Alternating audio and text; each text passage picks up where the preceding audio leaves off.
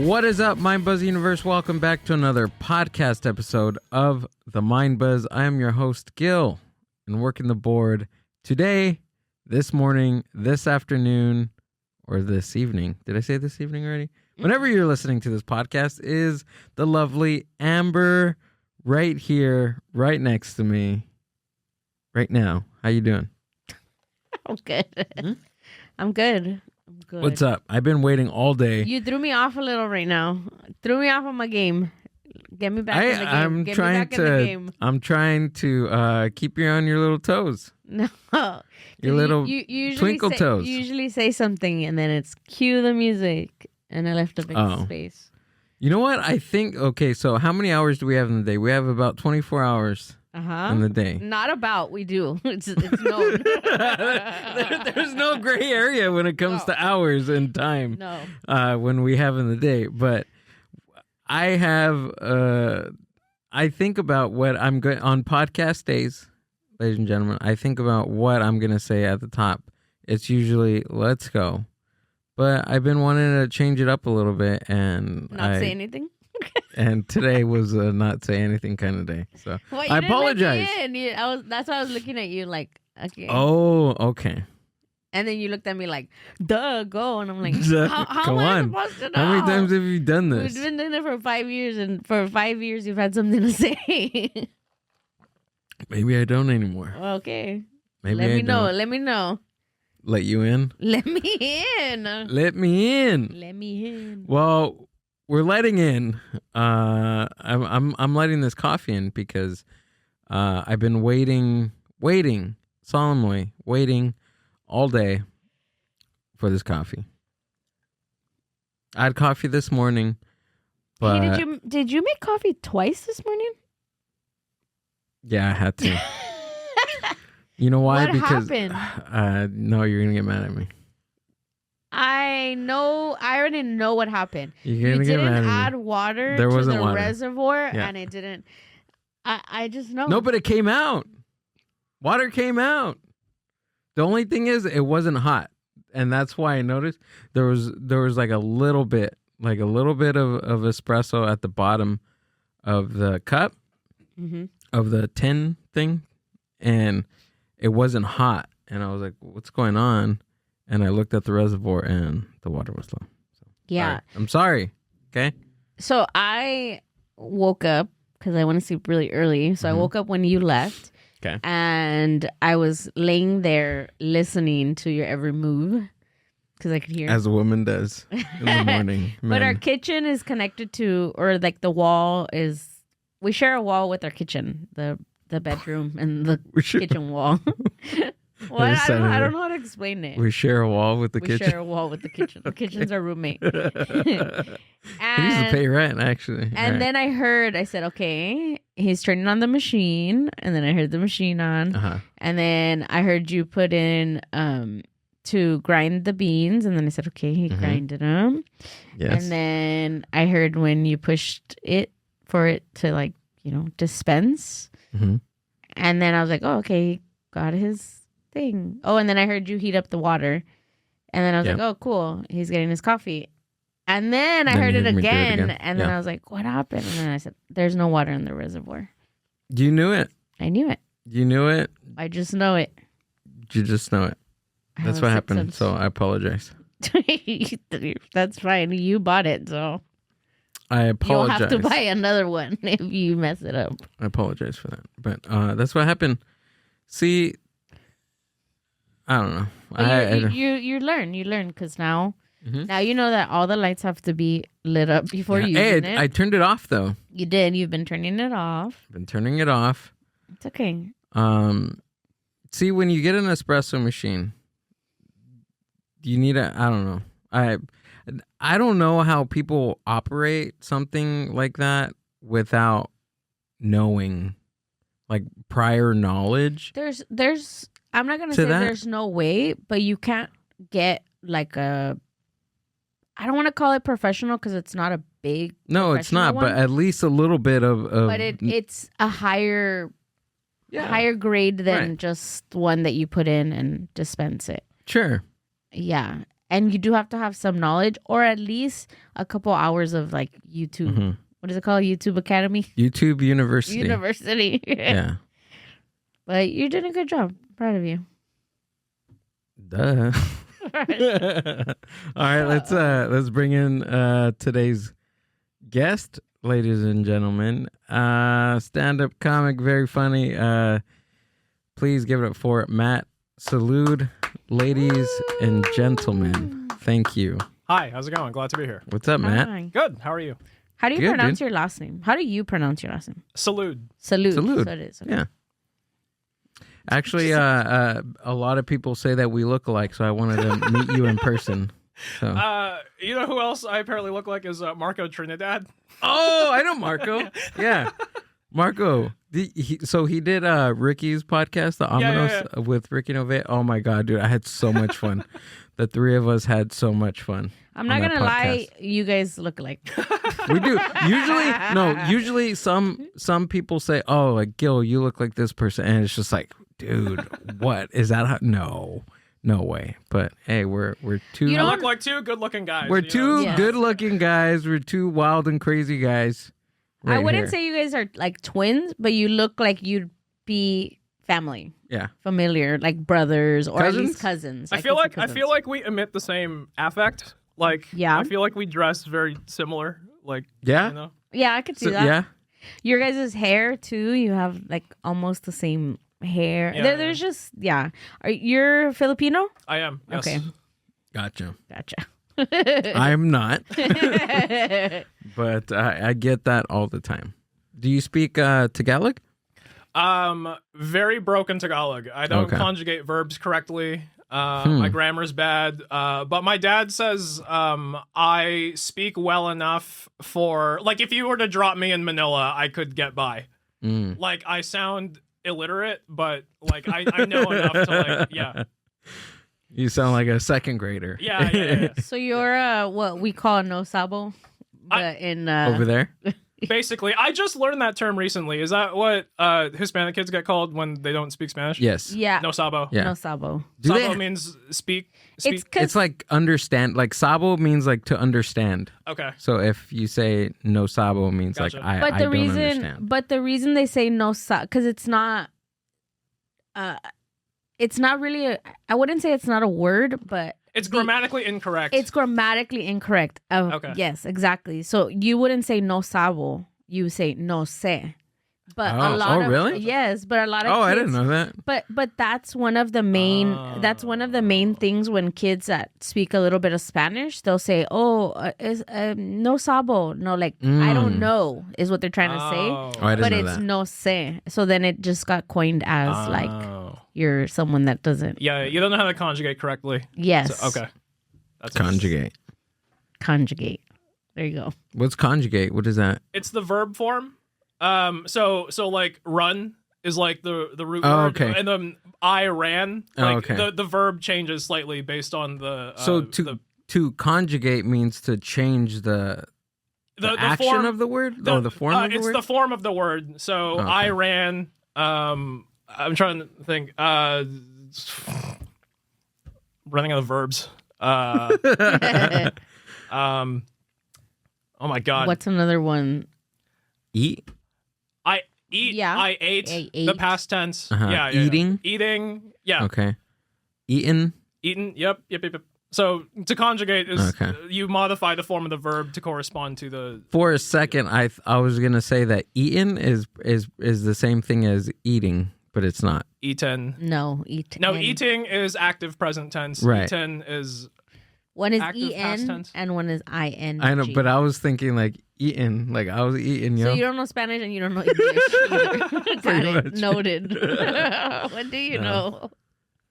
This conversation is actively freaking me out. I was trying to explain conjugation. I was like, I don't even think I understand how English works. If you were nervous, you got even more nervous. You know what I do know about? I do know about a little bit more. I do know about the death investigation of Kurt Cobain.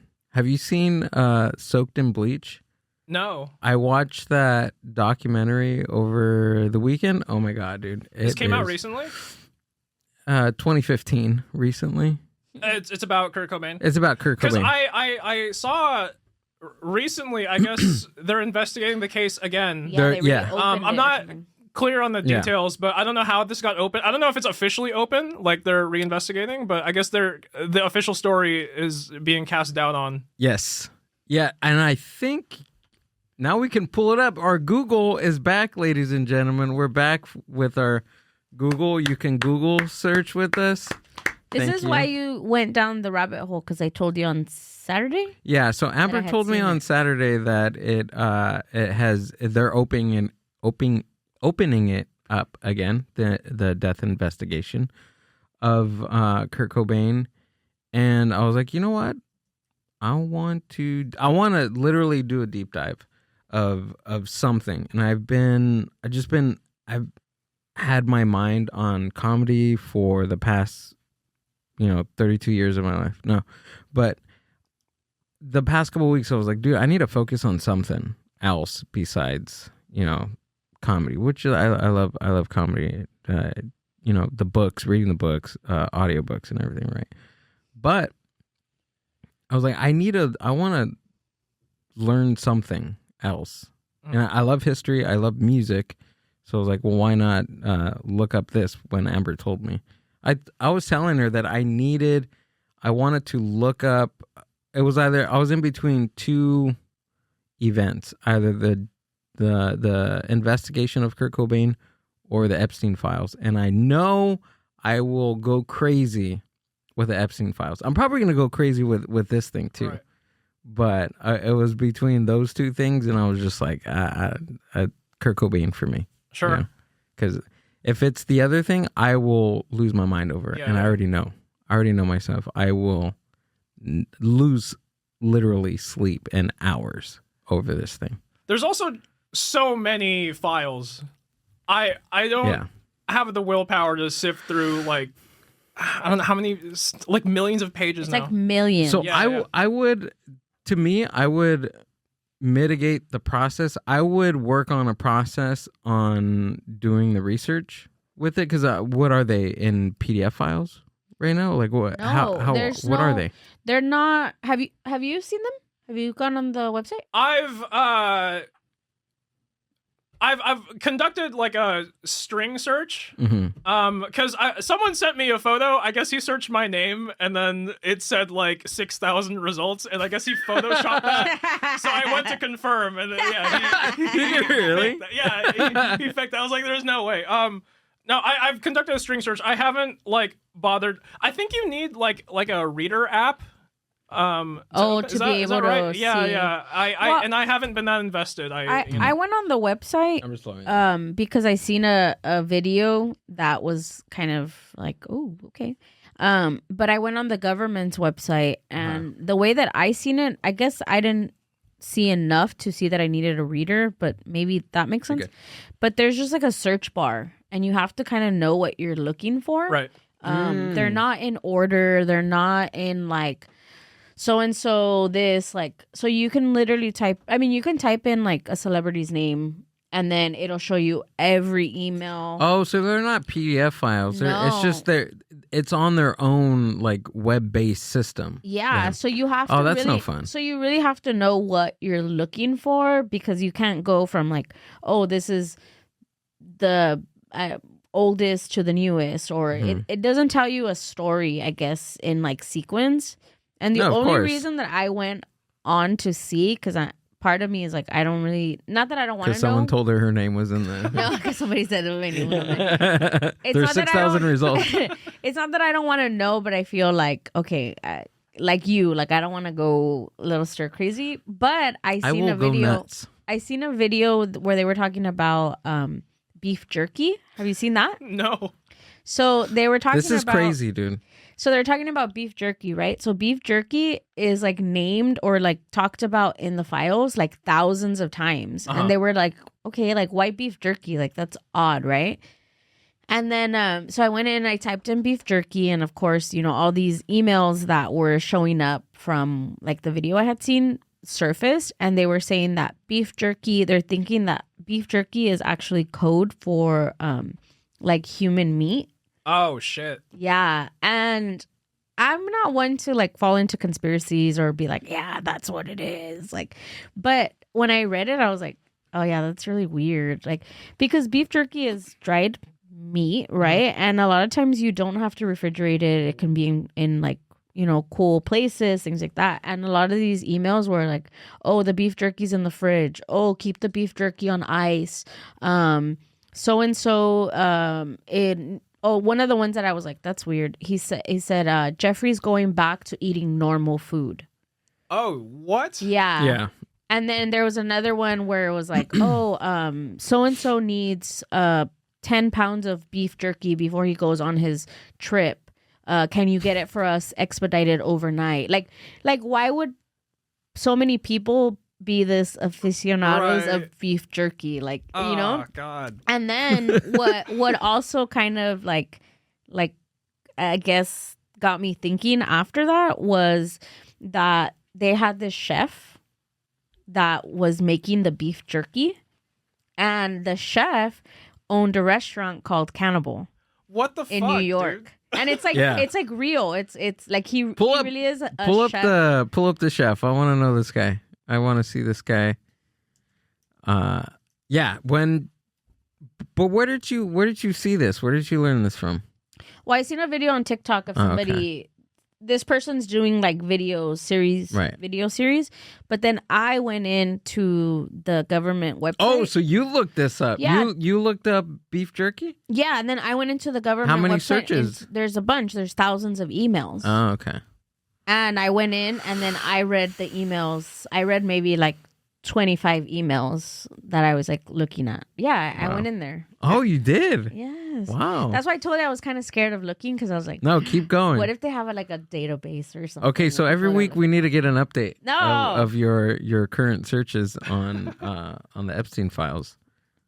We literally haven't talked about this at all. Yeah. Yeah, you know that? Yeah. You're understanding that right now. At all. And we've been getting a couple of requests for. I think one of the most maddening things about looking into things like this is you can't do anything with the information. Like, what are we going to do? What are we going to do? Call the cops? Yeah, no. It's like, I don't know, like ignorance doesn't help you, but also knowledge of the obscene just makes you sad.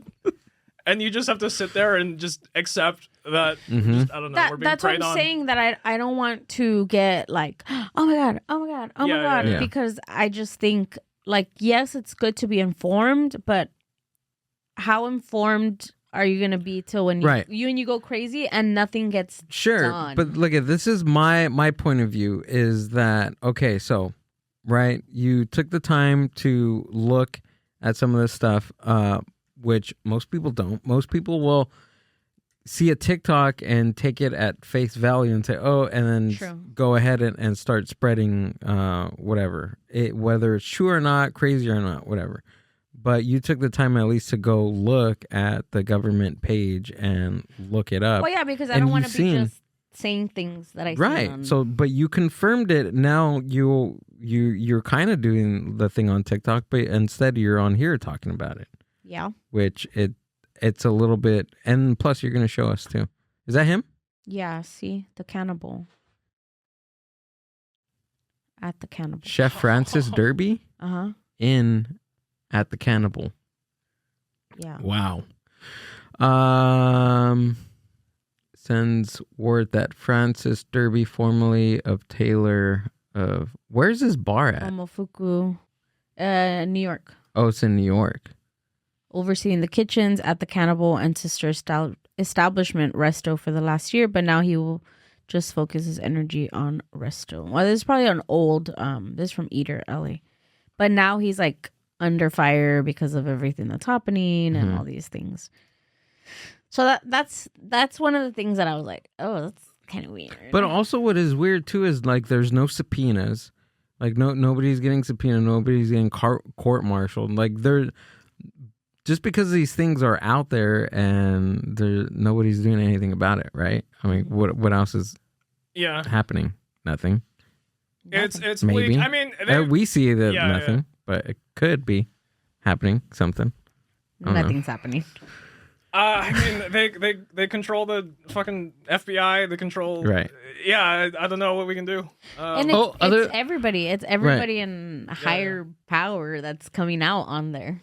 Another thing too is that I think, and maybe we can look this up because I think, as most of my stories will start off with, is I believe that because of the new files, there were like communication between whoever was handling the investigation or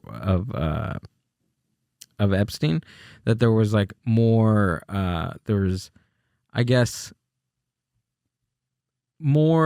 there was more emails that went against the original sequence of events of that night after he passed. Did do that to himself. And they were just, so one of them was like the ligature marks on his neck were different. I seen that today. Yeah. So basically ligature marks are the marks that are left after like strangulation, right? The marks on him were going up, right? Yeah, were marks of somebody not doing it to themselves with like the noose, but with like actual like hands or something. It was more strangulation than it was asphyxiation. Pretty much. I seen that today, and it said that the marks, if it was self-inflicting, they should have gone horizontal, right? Horizontal's this way, right. Yeah, right. So they should have been horizontal, like any marks, and his were vertical, which are more like leaning towards someone doing the act of. And I think that was put out by his brother. That's what I seen earlier. That I guess his brother's coming out to talk about it or something like that. And then also too that there was, I guess, one of them showing like the original report had him like without a shirt, or I don't know which was which, but one of the reports showed him with a shirt on, and the other report showed him with the shirt off. Right.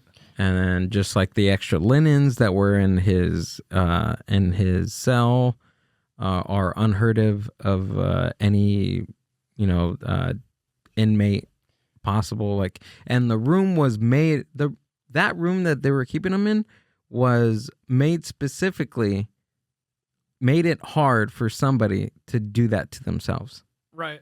So there, all these weird coincidences, especially at that federal prison. Like, he's the most wanted person ever in that time, ever.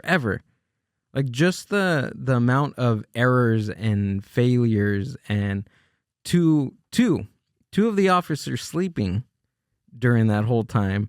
The camera that had an overview of his cell there's like 30 being seconds off. Missing, I think. Yeah, exactly. Yeah. And then throughout the investigation, you can obviously see, any video editor can see that if it's a raw file versus a file that's been edited, right? Isn't there like a skip too? There's just all these weird little things that are happening, and just with this whole thing, and then plus with the extra emails, it's wild. And I heard that there's 6 million. They've only released 3 million, and now the DOJ is saying that nope, that's it. That's all we have.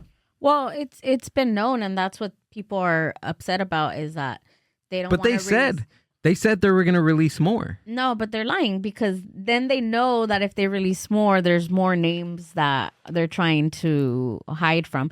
But what I was reading the other day was that they were saying that a lot of the survivors, they weren't even told that the files were going to be released, and a lot of them didn't give consent to be released, and their names are on there and things like that. So that's, I mean, as much as we want to, I don't know, I would say, like, as a culture, right? Kind of like we're on this hunt, and it's almost exciting, but it's true. No, I'm not. I'm totally not.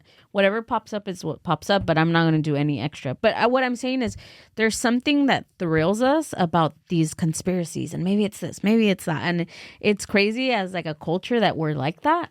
But then we never think of like the survivors, like the people that don't want to come up or maybe want to forget it. And it's out there.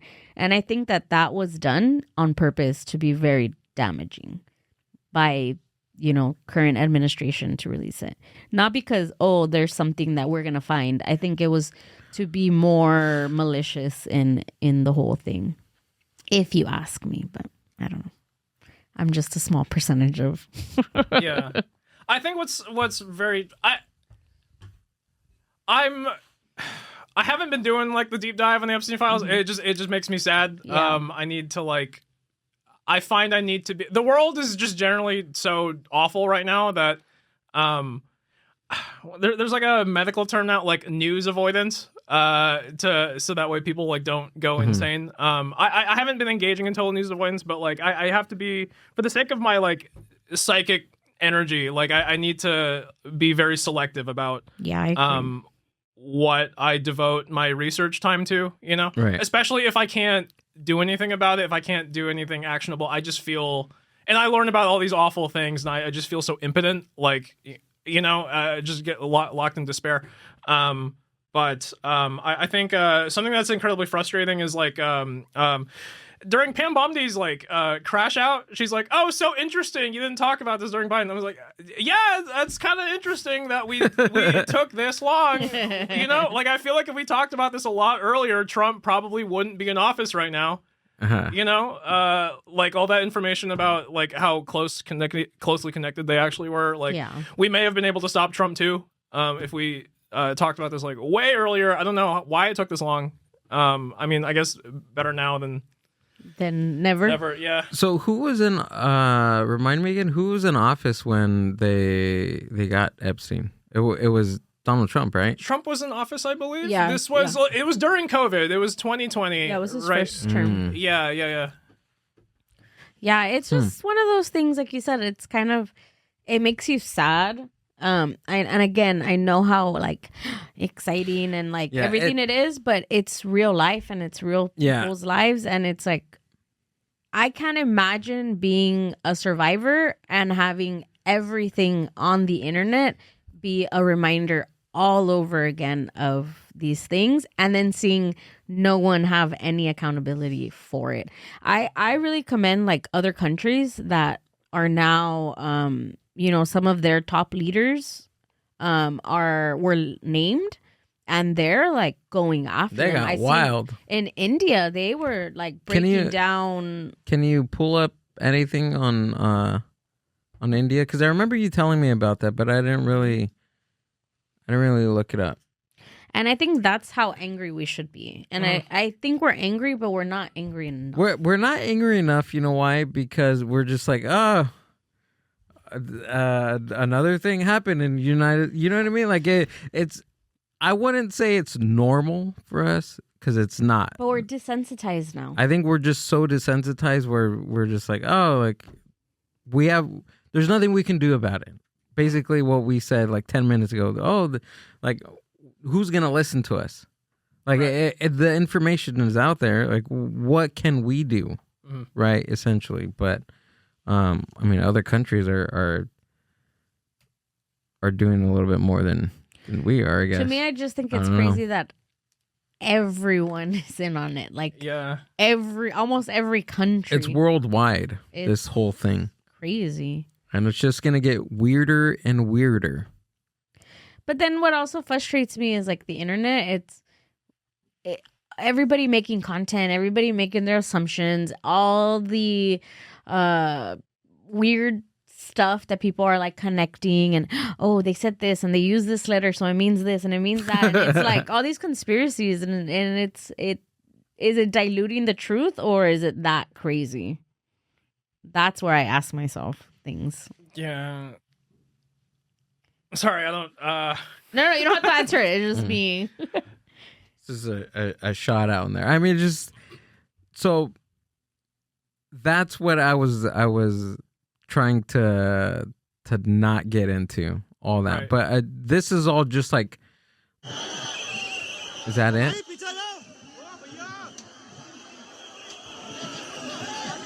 Yeah, that was one of them.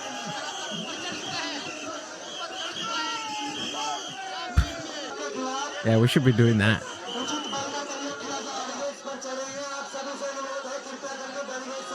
So they're just protesting. They're protesting.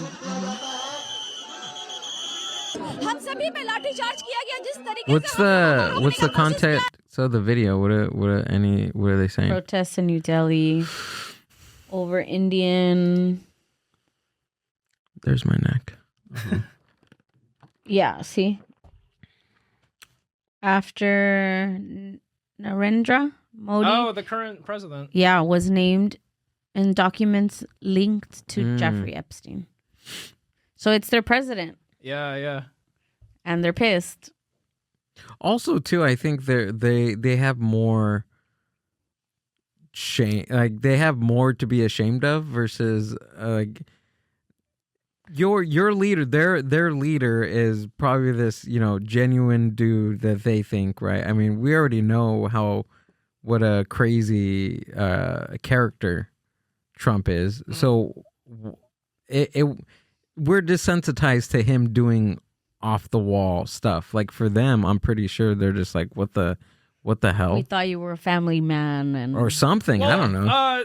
So I'm not too well read on Indian politics, but Modi is actually a controversial figure himself. Oh, really? Yeah. He's like a rabid Hindu nationalist, like super pro caste system. Okay.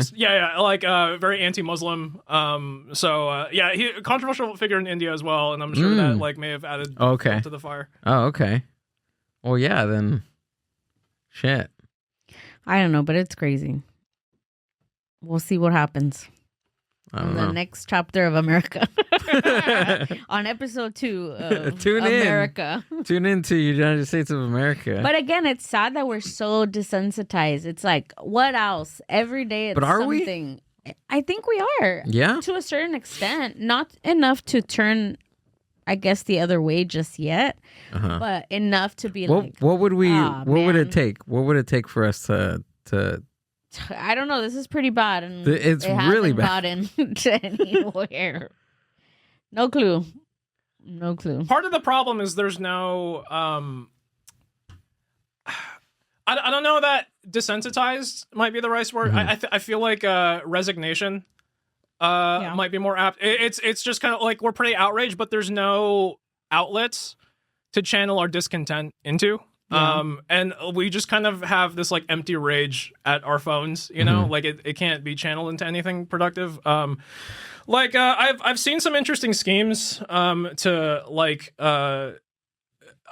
particularly because of like the Republicans just control like the 3 major branches of government right now, and it's just kind of like no one can hold them accountable. And so I've seen schemes that like we need to have like a another governing body, like a so-called citizens assembly, where it's from what I've read, it's supposed to be like jury duty, kind of like random citizens are selected to serve on this like body, and it's not elected officials, right? It's supposed to be random ordinary citizens like deliberating like pressing issues like in their local communities, probably, so that you're actually speaking to ordinary people. Oh, okay. Not these like career politicians, right? And so because it's totally random, you actually are getting like the voice of the people, like in representative government. So how do they do that? So it's like, how local is it? Is it like state I'm not too city? keen on the details. It's so from what I understand, it's supposed to be kind of like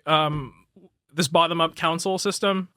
So there's like let's say like a Los Angeles citizens assembly, and then that branches out into statewide California. Okay, so then someone elect I got to read more about it, but the basic idea is to have this like alternative governing institution where like ordinary people actually can speak, actually have a voice properly, when elected officials can't be held accountable. It's supposed to model like Greek democracy, because governing Greek democracy was also like a lottery system. Like that's how their elected officials were, because the idea was that when you try to like run for office, it becomes like a popularity contest. You will say anything to get in power, but when it's a lottery, it's just a random person, right? And so you're kind of dispersing power through randomness. And then the terms are limited, right? I like that. Yeah, I mean, I don't know. It's definitely like a gamble, but I don't know. Conventional democracy hasn't exactly served us well so far. So, lottery system. That's what we need. We gotta run our government like an open mic. You know what I'm saying? Right. Not like a book show. We need to run it like a lottery open mic. Right. Yeah. Throw your names in the hat and you just chill out, and we'll give you 5 minutes. Okay. Yeah. Give you 5 minutes on how or maybe it should be like you have to go to X amount of open mics before you get booked on a good show. And maybe politics should be like that. Like you have to do certain, I mean, obviously it kind of is, because you have to be like a governor and then like things like that. Yeah. But I feel like there's not enough things that they do once it gets up there. Like come on, like Trump he's a reality star. Let's just say what it is. Yes, he maybe had money, maybe he made money, all these things, but he's a showman, and that's what he did. He performed, and people were like, "Yeah." What was this system that a citizens assembly? Can you look that up? Citizens assembly. There were some articles about this I haven't gotten around to reading. The Greek. Where did you hear this from? It's been floated around. So I follow a lot of like academics on Twitter. Okay. And tell me again, Citizens Assembly. Assembly. There was a book recently, The Master's Tools: How Finance Wrecked Democracy and How We Can Fix It. A Citizens Assembly is kind of outlined in that book. I haven't gotten around to that yet. Another article came out from the Greek left-wing economist Yanis Varoufakis. I think he co-authored this. I think it was in The Guardian. He kind of outlines alternative governing structures moving forward. I think he posits a citizen assembly as well. There was a bit of reading I was hoping to get to before I came on, so I could talk about it in a more sophisticated way. But no, this is a good start. So it says a citizens assembly is a group of people selected by lottery to be demographically representatives of the wider public, tasked with learning about, deliberating on, and providing recommendations or binding decisions on complex policy issues, often described as mini public. These assemblies act as a form of deliberative democracy to address issues like climate change or constitutional reform.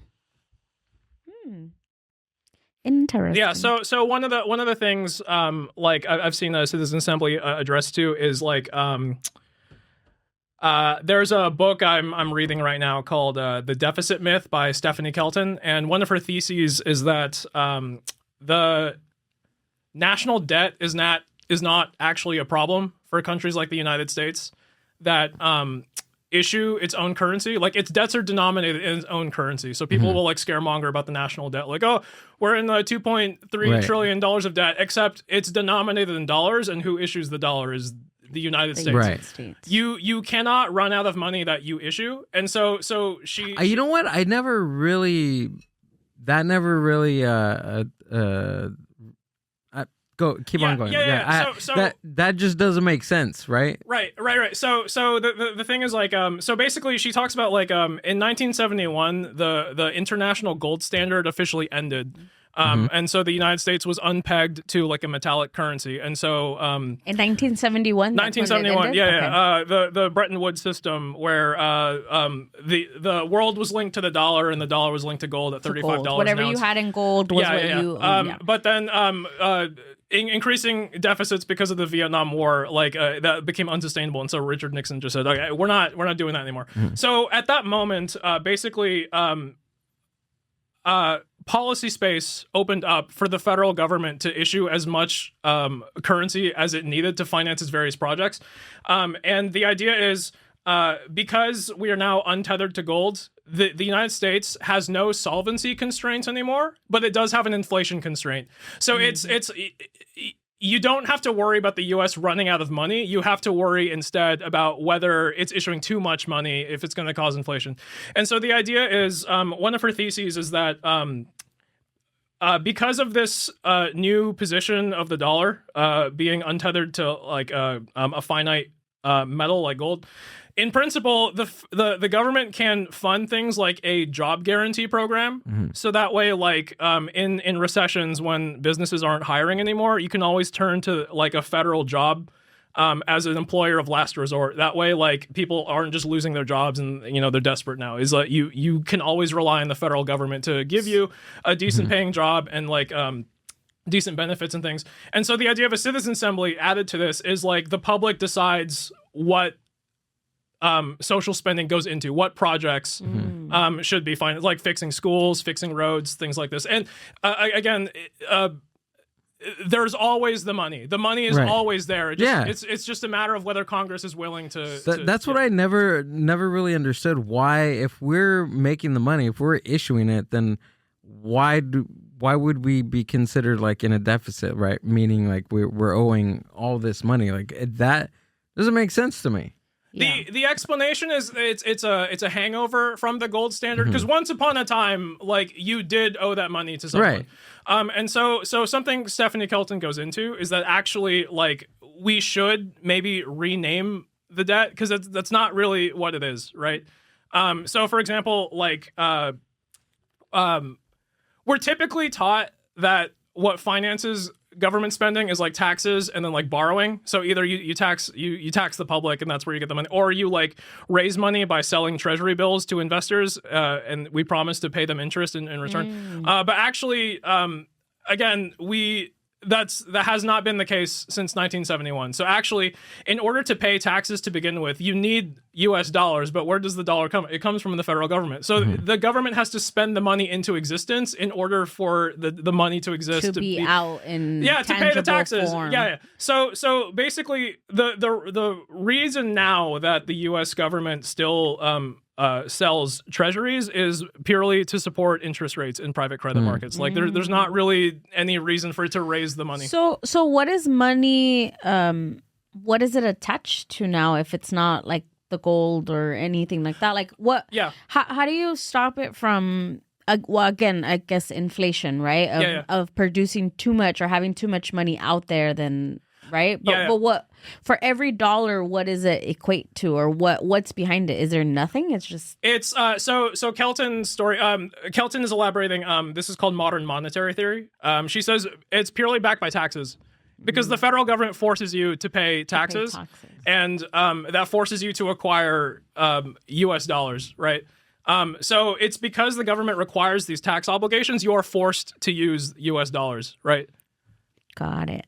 So every time they say, oh, there's no money, there's budgets being cut, there's, like when they were trying to cut like SNAP and all that, like it's not really that there's no money. It's just. There's always been the money. Yeah. So what's crazy is there's some people that suggest that I guess against his intentions, Donald Trump has proven to be the first modern monetary theory president.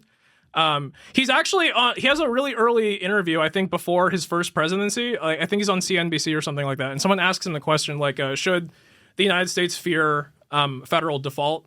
And he just outright says, like, no, we can't default because we print the money.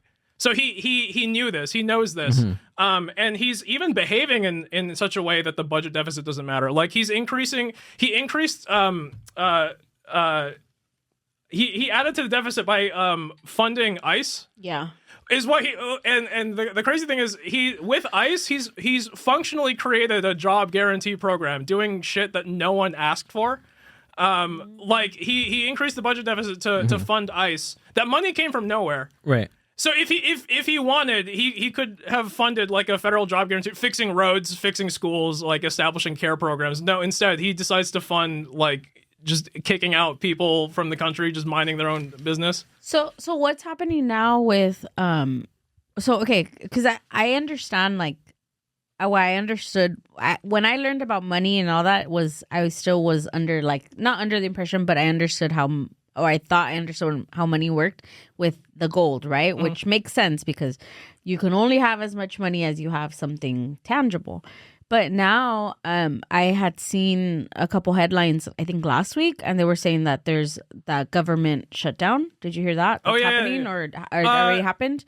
But it's with Homeland Security, Homeland Security because they've already ran out of money from that. I think, how much was it? Like $50 billion or something that they put in? Yeah. So now they've run out, and now a lot of these agents are out of jobs.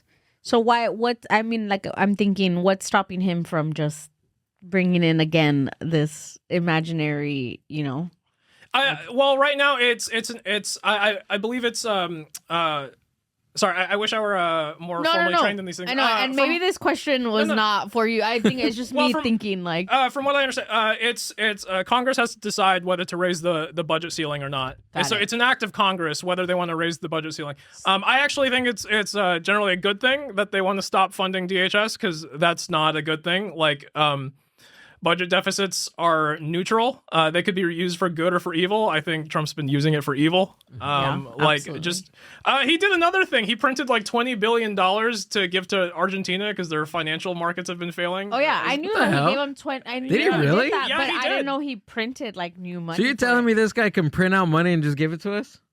Yeah. My other question is not a question, just my.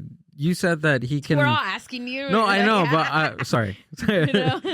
So my other thought is, okay, so if you can never lose a job if these jobs are federal jobs, right? Can you turn any industry into a federal like job? Is that even a possibility to do? I'm just thinking outside the box here. I'm thinking like maybe if it's needed, if it's something that you can prove like people that work in like Edison, right? Or electricity or anything that's like really essential to electricity. Living. Right. I don't know. I mean, there's like, is that even a possibility? It might be. I haven't finished the book yet, but what she's teased so far. You're gonna have to come back when you finish the book. Yeah. I think. What is the book called, anyways? It's called The Deficit Myth by Stephanie Kelton. The Deficit Myth. Yeah. So from what I understand, a lot of MMT people, their preferred. What's that? Modern monetary theory. This is the framework. Okay. That the book is working in. From what I understand, the federal job guarantee, the model is like care labor. So like, taking care of the elderly, like perfect example, like anything in the medical field, doctors, nurses, hospitals. So in principle, it could also be infrastructure as well, but it's like again, like being weary of like not building bridges to nowhere of things like very targeted social spending, strategic that can continue to produce an output of goods and services that can match the increase of dollars used to fund that's what those jobs would be. Among other things. Among other things. Got it. The basic idea is like what it could be anything at all. The idea is that the federal government steps in as like an automatic stabilizer, right? Meaning like if when economy takes a downswing, there's always something to backstop it from getting worse, which is that, I lost my job in the private sector. At least the federal government has my back. I can, So what was the whole... We're asking you again. Okay, sorry, I Matt. mean, you know more than we do, so... I'm just a dilettante. I read books. That's a win for us. But I guess, again, it's not a direct question if you don't know it, but if you do, then great.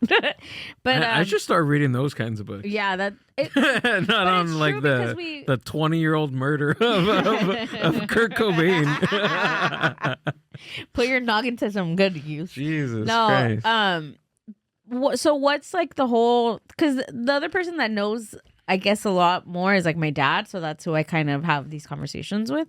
But what like when we got the stimulus check, like I know it's to stimulate the economy, or that's what it's like said.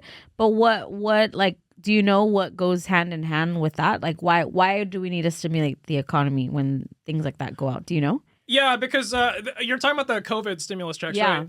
Because everyone was losing their jobs and losing incomes, and so people aren't spending. And when people, John Maynard Keynes, British economist, has this line: "My spending is your income." So when everyone stops spending, everyone loses income because like that's their sales. That's right. And so the stimulus check was a form of government intervention to maintain the regular flow of sales in the system, so that way people maintain their jobs. Got it. But then that trickled onto inflation, correct? Yes. From what I understand, the issue with COVID inflation was supply shocks. So the world kind of shut down, right?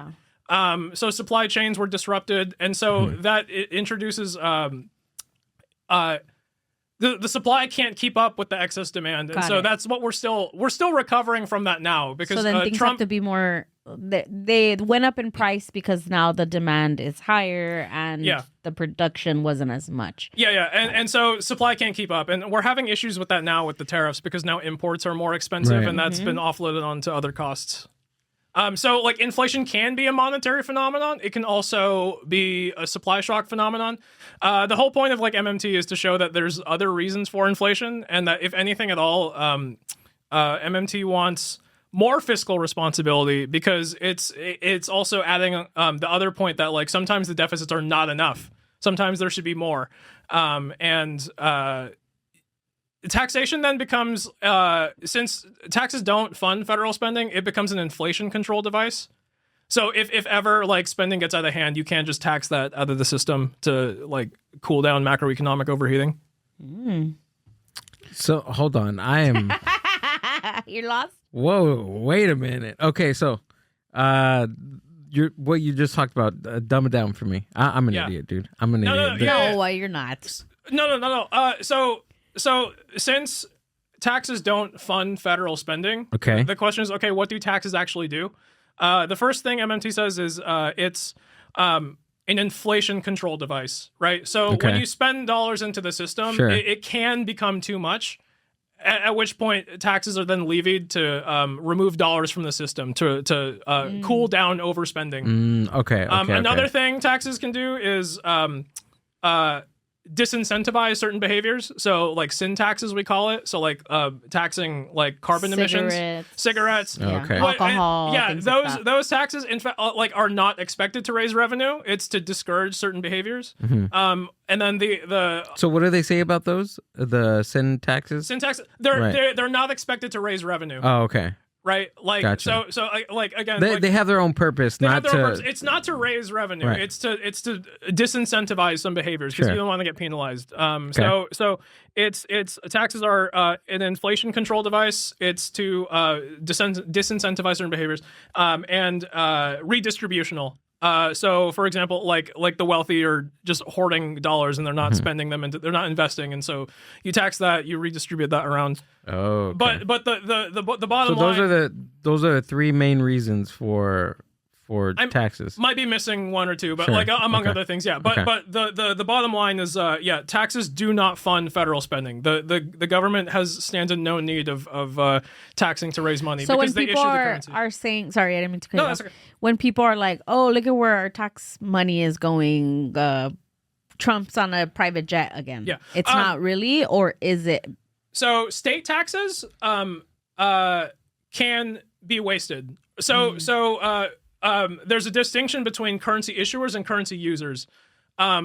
States and local governments are currency users, so they can run out of money. So for example, if like, I don't know, the state of California, they decided to raise taxes to fund ICE, right? Like that's a legitimate reason to be like, oh, I didn't want this. Why are my taxes? Because the state of California uses the currency. It can't issue California dollars. It uses federal.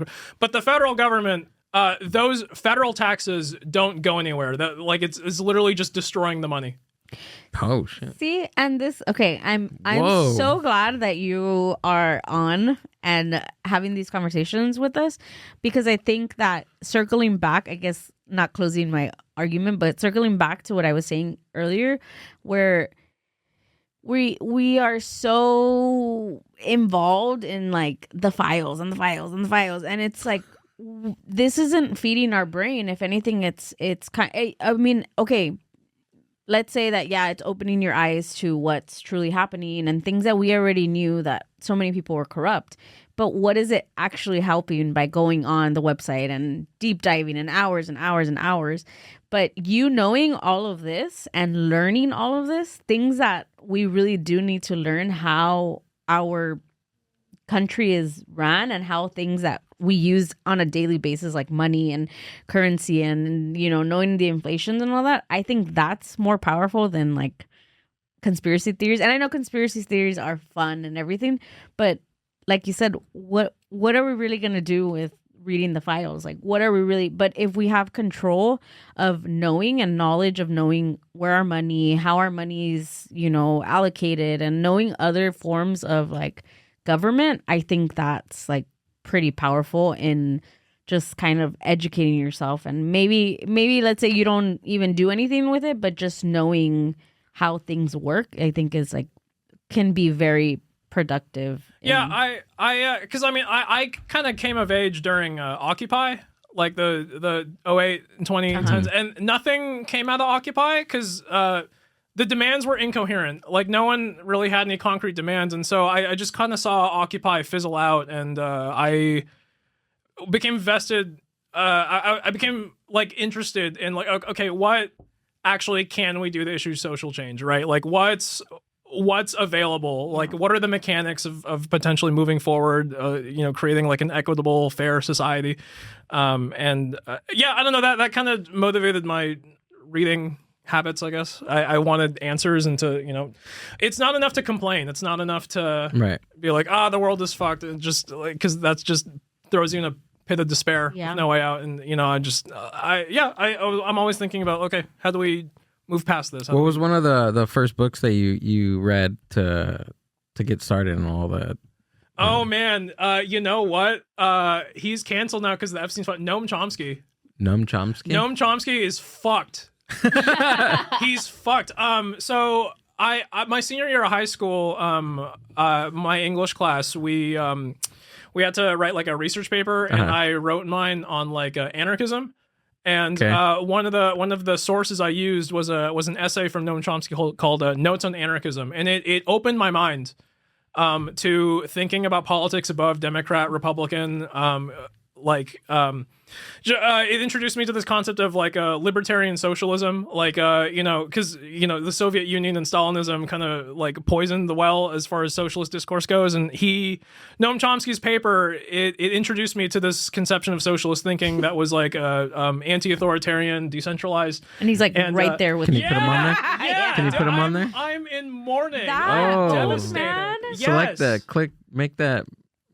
Oh I'm devastated. Noam Chomsky advised Epstein about horrible media coverage files show.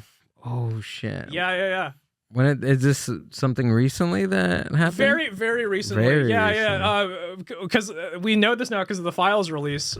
He was advising Epstein on how to handle the his fucking pedophilia convictions. Oh my god. Really? The email was like, if you look up the email, Chomsky's straight up just like, I've seen how they've mistreated you in the media. Oh, so that's this guy. That's okay, this guy. I heard about this. 100%. Yeah. That somebody was like, oh my god. Yeah, so he was his PR team? Pretty much. Basically, yeah. Right? So this guy like really like fed my political imagination like in my teens and 20s, and then I grow up and I realize, oh, he's a fuckwit.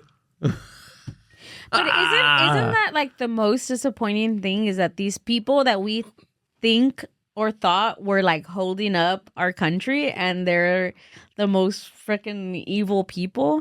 But I think that's something that Gil and I were having a conversation about the other day when I brought up the whole beef jerky thing, because he was like, oh, that's gross. And I was like, yeah, but if you think about it, these people are like billionaires, people with money, people with everything at their fingertips, that they don't get like a high from anything anymore. There's the average things that we like to do or that might bring happiness, or even any type of like what is it called, like endorphin, they don't, because they have so much of whatever they can. So they keep pushing the envelope to something that's even riskier and riskier and riskier, because they crave those endorphins that they don't get anymore from. I think it's just it's built in our human existence on to reach for the next high, basically, to yeah, but then you also have to be fucked up to go as far as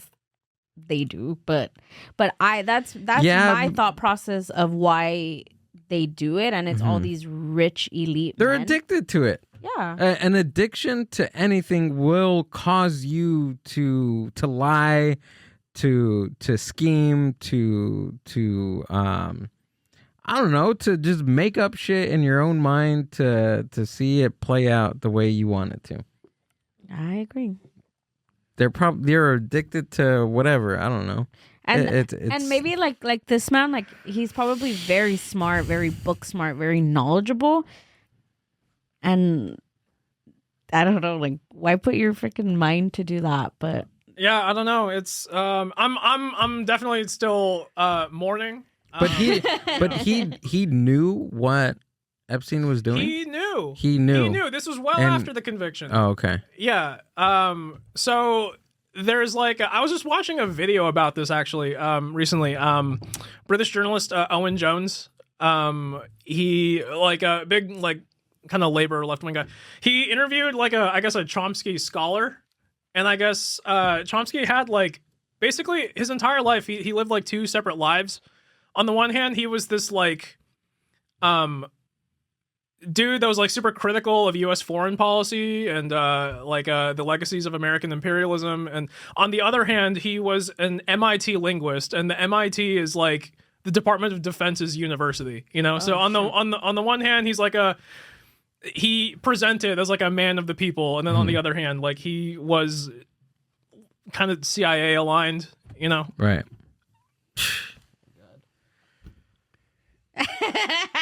Okay, so you read his book first. I read his paper, and so it was a short paper. Okay. It was in a volume called "For Reasons of State." It was a collection of essays. But let me ask you this, okay? Let me just throw a hypothetical out there, okay? So based on this, right? He wrote a piece. Let's just say anybody, right? Anybody wrote a piece, and then years later, something like this happens.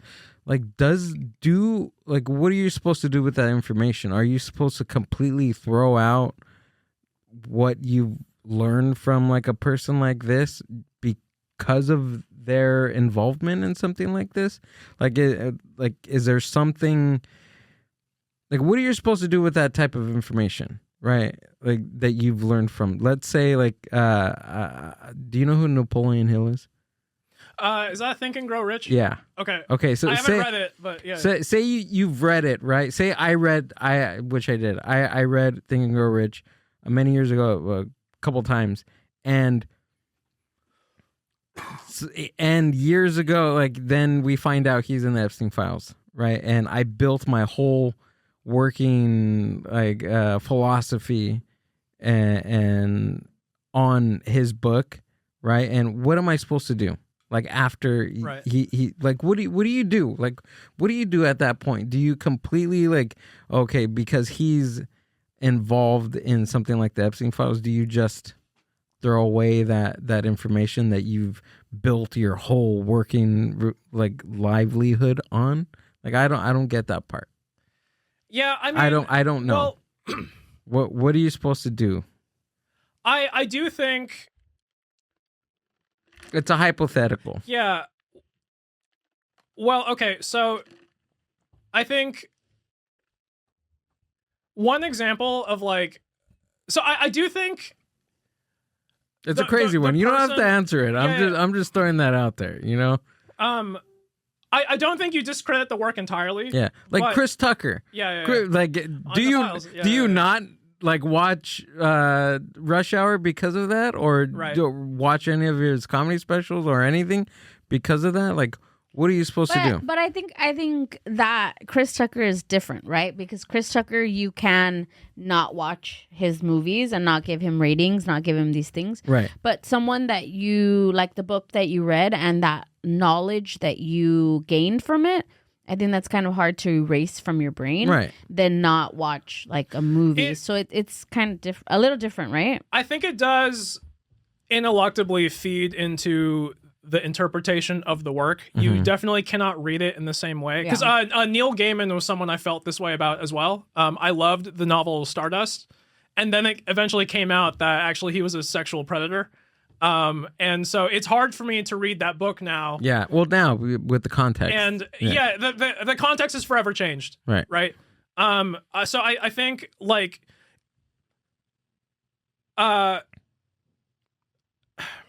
what you do with that information again is up to you. But like, I just think, that now, feeds into the interpretation of in the current context. You know what I mean? Right. I think I do generally think I don't think it's entirely possible to separate art from artists. Because that's part of the context. Oh behind the art. That's true. That I've heard that too. It's the context behind the art. Right. I read another book. Do you know Comedy Book by Jesse David Fox? Yes. I read it, really good. There's a fascinating chapter on that. Like he talks about like Louis C.K. because like a part of Louis' appeal was being like, oh, I'm just an everyday guy. And then, he talks about the dirty thoughts that like we all have, and we're just like, we got catharsis because he's like, oh yeah, he has the same fucked up thoughts.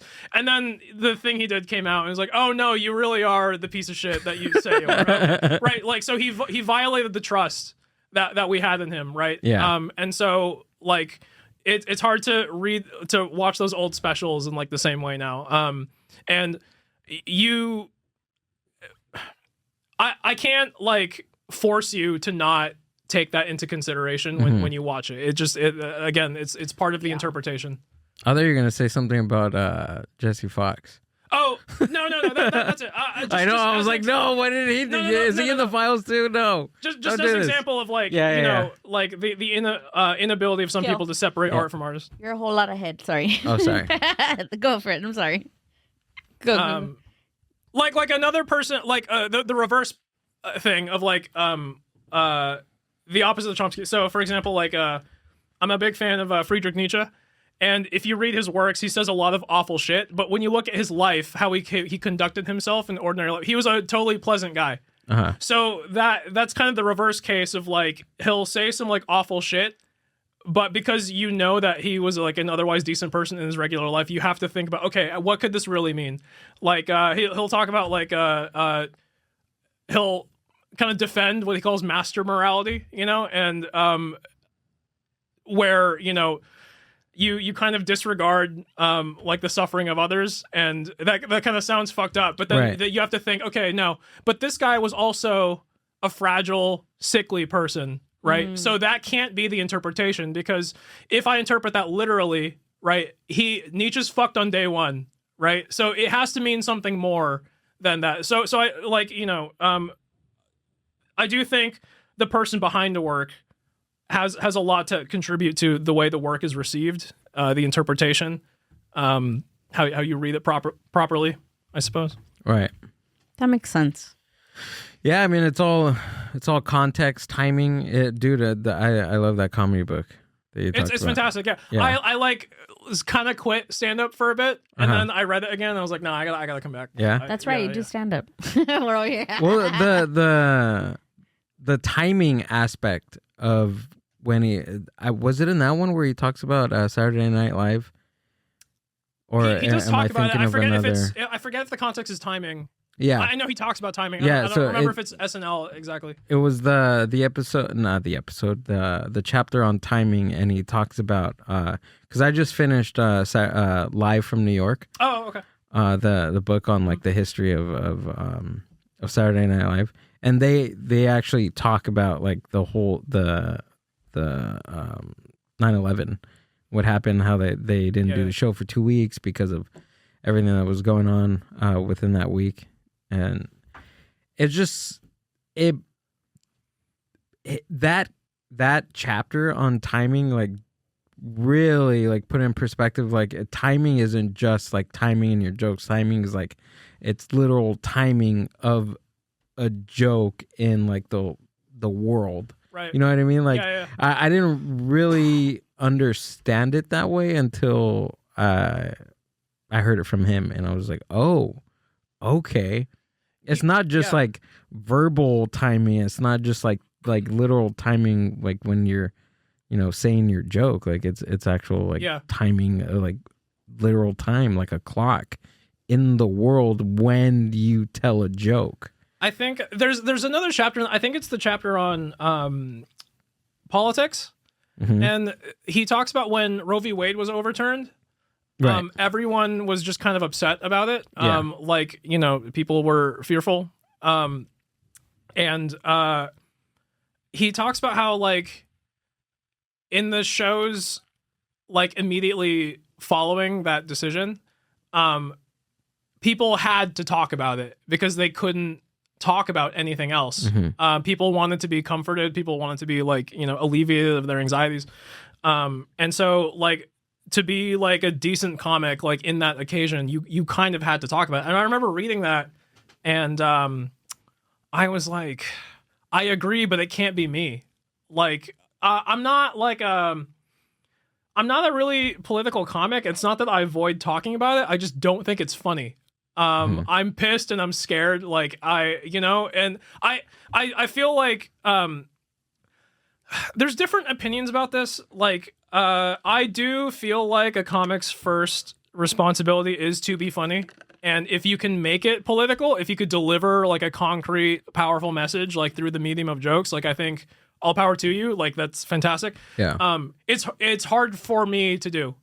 Right. And so if I'm like booked on a show and something fucked up like that just happens, I'm like, I don't know how to talk about that right now. Like, but also too, like a comics, I feel, right, is you have to say things that are in your voice and that are attached to your persona. And if that's not attached to your voice or persona, then that's what is that? That's not really your part of your act. Like, you can't beat yourself up if you don't have anything that's remotely close to a political joke. I don't have any. I've done one political joke. It did okay, and I was just like, okay, all right. I'm glad I can do that, but it's just I don't. That's not me now. That's not me right now. Maybe in the next couple of years, maybe, but it probably won't be because I'm not a very political person. That's not who am I. Right. That's not who I am. So it's I wouldn't beat yourself up about it. I do struggle to reconcile like these disparate, I think, facets of me. Like, I'm like super into like monetary history and like all that. And that's not funny. Would you be able to write a joke about it? I don't think that? So. No? I don't think so. I do think it's funny, the idea that like I was thinking about like how absurd it is that like taxes don't fund spending. Like the reason they tax us is to force us to use the money. It was like I don't what are they gonna use it? Like I think that's silly, but like I can't figure out the joke. Yeah. But it's just like there are things about me that like I think about a lot and care deeply about, and I can't fit it in the format of a joke, and so it's just kind of like. With figuring time, out how to reconcile. I think with time, it'll happen. But I also feel like not everything needs to be a joke. Sure. Like kind of what you're saying. Like you feel strongly about it, that you don't feel that you need to make a joke about it, or that there has to be a joke coming from you, right? That because it's not something that's too funny. It's something that you're actually worried about. Because sometimes I go like to the comedy shows and I'm just like, okay, like, just what do you mean? Like there's some jokes like recently with like ICE and everything that's happening, and I think like there's been a couple jokes that comedians have done that I'm like, okay, that's kind of funny, but then there's some jokes that I'm just like, like it's just not in a tasteful way. Like they're just saying it because that's the hot ticket item right now. Exactly. And then they're the buzzwords right now. So I'm going to use these in my act. Yeah, exactly. It's not really that you think that something that happened that really was funny or something. Also, too, right, is have you heard of the I just heard this the other day, the term clapter? Yes. Yeah. Right? When you say something that like everyone in the room agrees with for the sake of applause. Yeah. Right. So I think that's also like a component of what you're saying, because they have this this political viewpoint or a political viewpoint, and there's no cleverness, there's no joke, there's no setup, there's no punchline. They're just saying it knowing that everybody in the room is going to agree with, and they get an applause, they get some woohoos, and that's not even it can be associated with politics, but it can also be associated with, I don't know, like women with big booties, or like you know what I mean? Like it can be used. It's very lazy. It's a very lazy thing to especially in an act. I don't know. That's just my personal opinion. Yeah. But it's used in that matter. I define it, or I file it next to what you say about comics just saying all these buzzwords just to get like an approval and reaction from the audience. Do you remember recently? I'm not gonna say where or who or anything, but recently I went with you to a comedy show, and there was a couple of it was like an open mic / comedy, and there was a couple of people that went up for the first time, and there was a group of white men that were like hyping each other up, and they're like, yeah, we're gonna go up. And I don't know if you remember, I think you might have been outside actually, but one of them went up there and he's like, this is my first time doing stand-up, and then everybody's like, well, whatever. And then the first thing that came out of his mouth, like his like joke, I'm doing quotations, but his joke was, oh, I'm usually more racist than this, but I can tell by the crowd or something like that maybe I shouldn't. And I was just like, yeah, maybe you shouldn't. Right. Like, and to me, I think, okay, what are the common themes right now that's happening? ICE, racism, all these things. And I'm thinking like, does he really think that's funny? Like, is that something in his brain that he's like, you know what, this is gonna kill. Like, people are gonna laugh and it's gonna kill, and it's something that's relevant. And then after that, he made an ICE joke, and again, it was just like everybody was just like, okay, like get this guy off. And I think he didn't even do like the full time, and he took himself off, and then he got off and he was like bright red, and then he was laughing, and then his friends were like patting him on the back and everything. And to me, I just thought like, and again, this is not all comics, but, and maybe it was his first time and he thought it was funny, but again, I don't think that everything has to be funny. Right. First or am I wrong? No. I think that's generally right. I just as far as like, I think there's no wrong or right with that particularly, because I mean, maybe to a racist audience he'd be hilarious. True. Or to new comics he'd be funny. It's all and I know that comedy is subjective. Like just because I was offended or I'm not saying that I like that particularly, but I'm just saying, like, that's it's very hard to talk about that with I don't know, with I guess if the joke was well structured and there was a point to the joke, then I would have been like, okay. But when you just go up there and say something and you think that it's just right, I don't know. I think given that was his first time. I feel like a lot of like a first time, like first year stand-up trap people fall into is like, hey, if I'm as offensive as possible, like you're just kind of relying on shock. Or really, it's not enough for me. I need to talk to you off stage to know who you are. Like you know who was someone. Has Dave Diaz been on the show? No. You know Dave Diaz. I know Dave. He's someone. I saw him on stage. I was like, this guy's insane. This guy's so scary. And then I talked to him off stage. Like, oh no, he's a sweetheart. He's just psychotic on stage. That's his,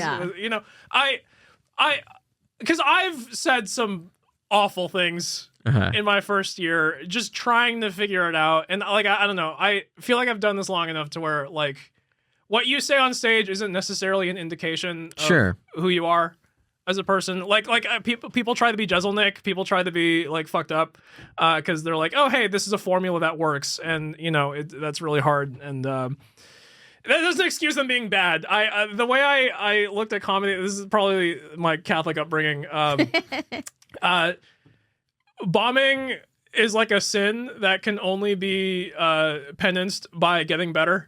Yeah. You know, like I've just subjected people to like a fucking awful 3-5 minutes, and I can only make it up to you by getting better down the road. Right? That's true. That's true. That's a good way of looking at it. That's the only time you only can get better is if the more bombs you get, right? So, I mean, that's completely true. But speaking to like the thing about like not everything has to be a joke. I guess just the thing I've been struggling with is like just there's a part of me that doesn't get expressed. Like I don't really find an adequate outlet for this like expression. Like, you know, my weird like literary you know, reading interests. You'll find it, dude. And I'm just like, I can't figure it out as a joke right now, but it's like, okay, what do I do with this information? Because I think that was the Jesse David Fox talks about like Nanette, Hannah Gadsby, and it was like part of like the thesis of that show is like, what do you do with trauma that there really is no joke for? You know, like how do I adequately talk about it? And then, like, you know, how she felt like pigeonholed as a comic, and like everything you say is expected to be funny, and like what if there's no joke? What if there is really no upside? You know, and like how do I express that? And so she kind of had to like trick people into coming into what seems like a conventional stand-up show, and actually no, it was actually kind of a dark kind of journey. Right. Like, and people had like an adverse reaction when this first came out, but like I went into it knowing what it was. And so it was kind of like I walked away from that special and I was like, oh yeah, what do I do with this shit that I can't turn into a joke, you know? Do you want to turn it into a joke like later down? I mean, because you're a very well-read dude.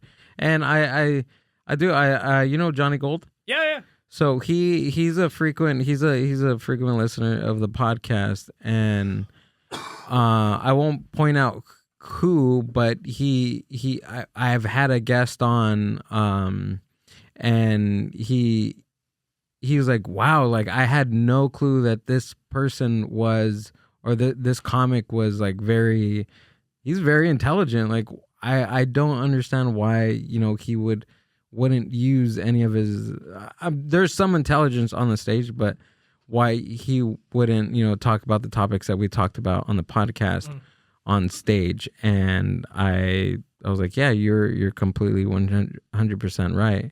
But I mean, I know that there's I think it's tough. Like there's and Johnny's been doing it for a very long time, and I think it's just it's a little bit it's difficult. I think it can be difficult, like if you're just trying to figure this stuff out. And I don't know, because I feel like I don't have, like I really don't have much input into that on why that is. I just default to say that's a very difficult thing to do. Yeah. I don't know that I necessarily need to turn it into a joke per se. It's just like I need to find something to do with this. I think so. You know, right? I haven't figured out what that is yet. Like, I don't know. Maybe getting into like, I don't know. Like, what are your interests? I don't know. What are your interests that you don't talk about on stage? I'm really into the history of philosophy. I really like political economy. Mm-hmm. I like literature. Yeah. Kind of things hard to, like, technically dense subjects that are kind of, I don't really know what the joke is here. Do you also feel, and this is not like, I'm not putting words in your mouth or anything, but I'm thinking, because sometimes like when Gil comes up with a joke and then he'll tell me like, oh, what do you think about this? And if it takes me a minute to think about the joke a little too much, I tell him, no, it's not going to work. Like not everyone is going to understand that. Do you think that some of your like the interest and what you think you want to turn into a joke do you think that might be holding you back a little because you feel like, and again, I'm not putting words in your mouth, but it's just something that to think about. Like, do you think that maybe people won't understand it, and maybe you haven't found a way of like how to make the joke to be understandable and still funny? It's more that I just don't think it's funny. Got it. I just haven't figured out. I don't like. I think I generally try to respect the audience's intelligence. Yeah. Like if I say something maybe a little too esoteric and they don't get it, I feel like it's on me. Like I didn't communicate it properly.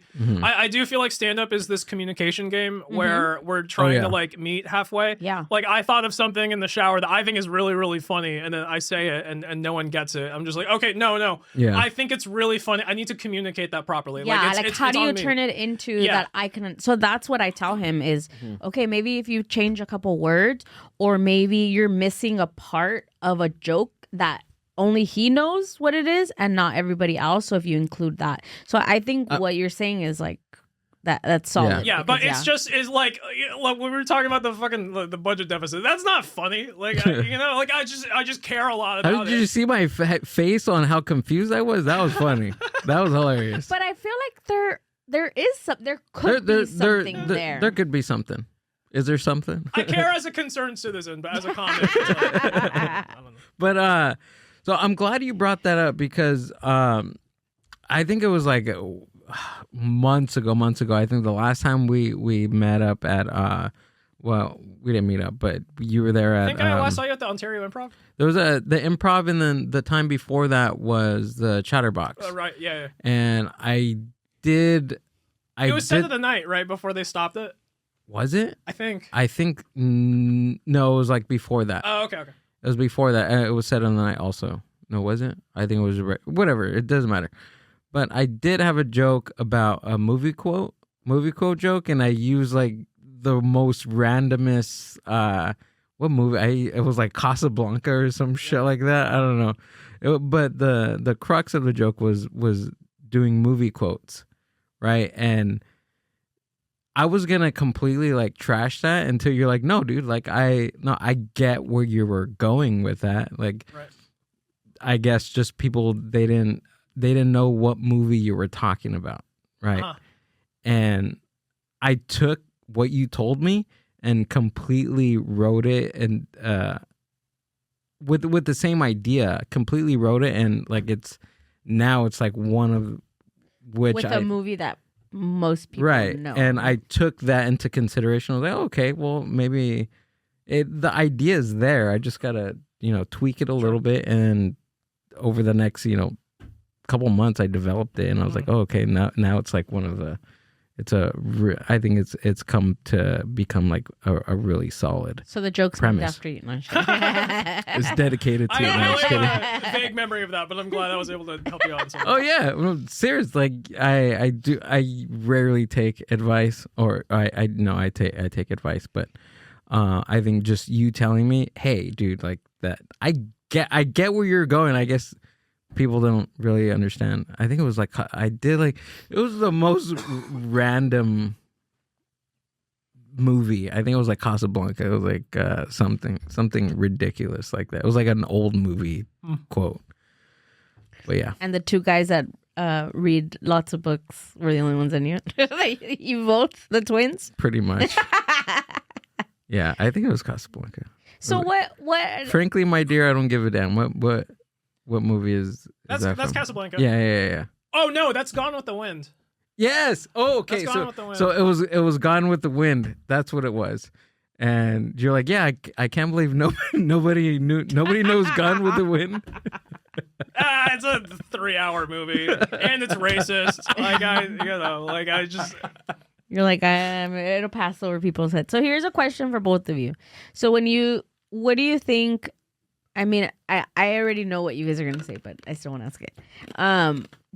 When you make jokes, right? When you create these jokes or do comedy, do you make the jokes for yourself because you think it's funny?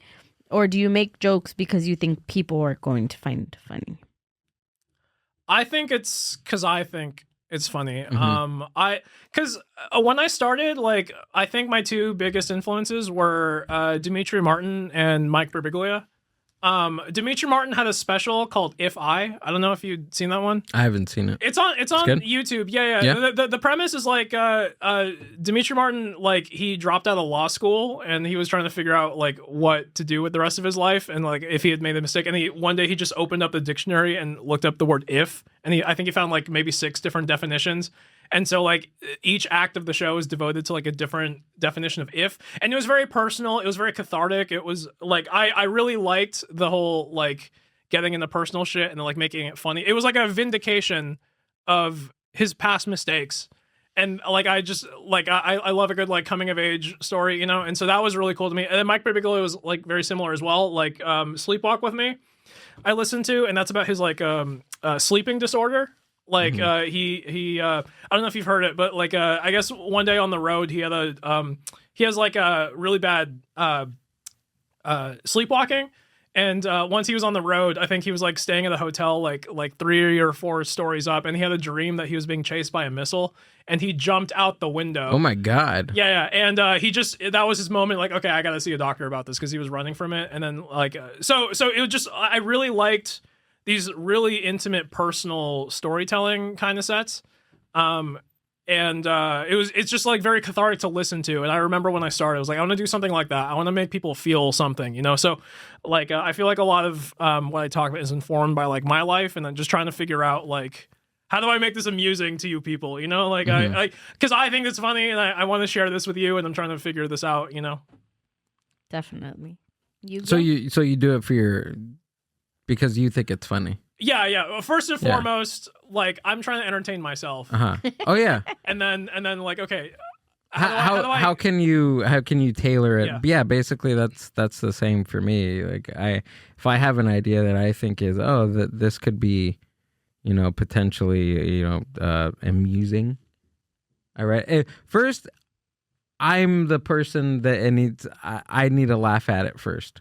Or laugh with it first, and if it doesn't pass that, then I don't even try to use it. You know what I mean? Like, even basically, what, you know how like when you go out and do an open mic or do a show, and then somebody says, "Hey, you should," they give you a tag, but like, kids, it happens to me. They give you a tag, and you're like, I wouldn't say that. Right, yeah. You know what I mean? Like or you should say, you know, F in this, F in that. I don't really curse, and I do, but I plant them, you know, plant them in certain ways, but I wouldn't say that. Like if they give you like a punchline or a punch, or they try to punch it up and it's not in your voice, like I wouldn't even know how to say this. You know what I mean?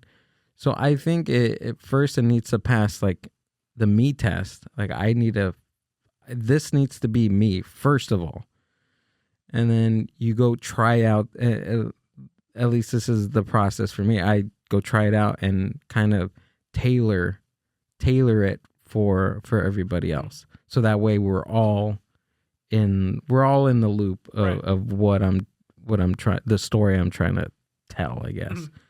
But it's for me first. I'm number one. And then the audience. But it makes sense, because if you don't believe it, you're not going to perform it. So how do like big comedians, at least that's for me, I don't know. How do big comedians... I could be wrong. We could be wrong. I don't know. Let me finish my thing. Could be wrong. How do big comedians that have writers, because a lot of comedians have comedy writers, right? I mean, I've heard Chris Rock has like writers' rooms. Yeah, they're not his jokes. They're somebody else making a joke for him. Like, what? Then how does... Not that how does that work, but I'm saying, like... I think you have to know the person's voice. Yeah. You have to know what they would say, and not just voice on like how they would say it, but like their point of view. Like, you have to understand their perspective on certain things and certain situations. I also think there's nothing inherently wrong about, like workshopping. Like if we're like workshopping material and you give me a line, is that you're giving me a line in my voice, right? Like it's not necessarily something that you would say, but it's it's sometimes jokes.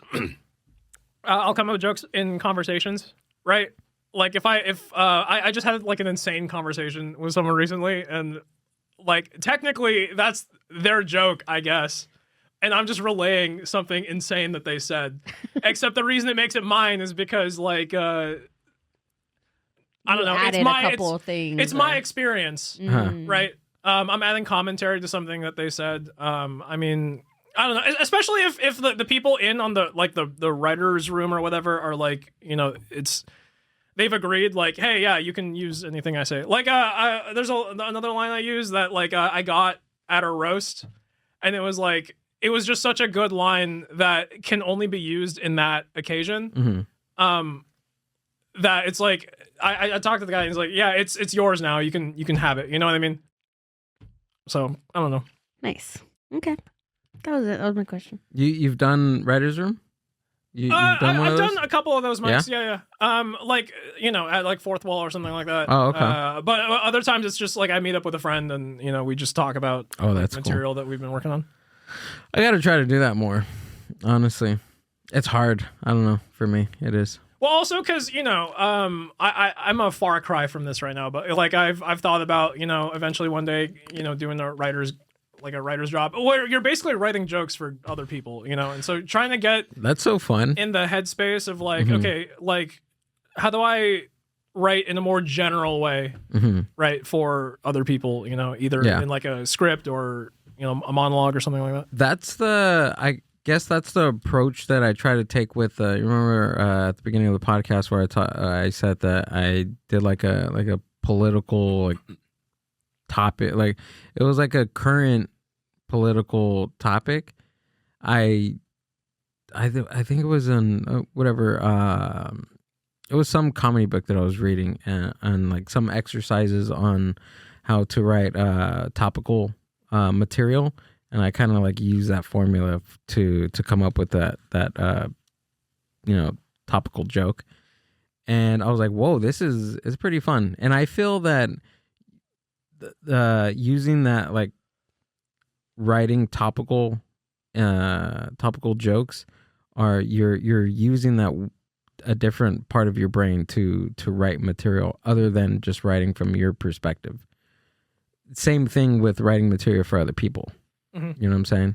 Yeah, I used to. I did like an exercise with a friend once where like we would search the web for like various headlines, and then if we found like an interesting story, we'd read it for a bit, and then set 5 minutes on the clock to try to write a joke about that. Dude, like a Weekend Update style joke. Oh, that's fun. Just to like for the exercise, and the point was not to write. The point was to just write a joke, not like it didn't have to kill, or it had to be funny. It has to be recognizably a joke. Like, oh, okay, there's like a punchline. Just to force yourself to write. I'm gonna try that, dude.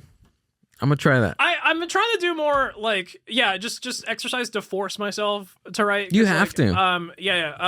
Like I do some like riff mics where it's like you talk about audience suggestions, like no material allowed, and that's a good way to force myself to write like on stage, like in the moment. You know what's so weird that when I'm trying to do that, like sitting down and just thinking of like a random topic, I'm saying that I can't do it, but I just gotta try. But if I do something like that in front of an audience, I'm able to do it.